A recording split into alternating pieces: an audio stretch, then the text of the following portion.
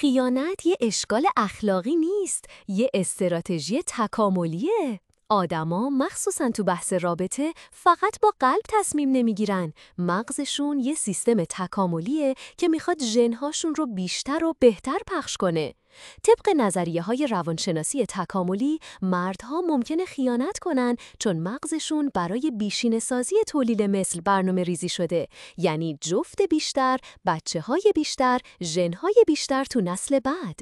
زنا چی؟ زنا هم ممکنه خیانت کنن، اما با یه هدف متفاوت، دسترسی به ژن‌های بهتر یا منابع بیشتر.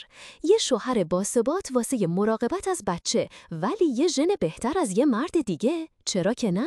یه تحقیق معروف از دانشگاه تکساس نشون داد 40% زنهایی که خیانت کرده بودن گفته بودن دلیلش این بوده که با پارتنرشون از نظر ژنتیکی مچ نبودن.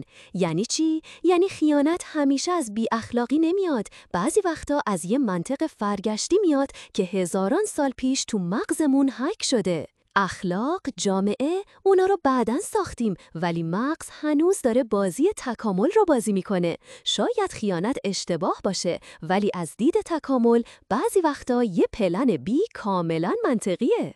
تو چی فکر میکنی؟ برامون بنویس. ما تو این کانال انسانها رو کدگشایی میکنیم. اگر دوست داری بیشتر بدونی، سابسکرایب کن و زنگوله رو بزن.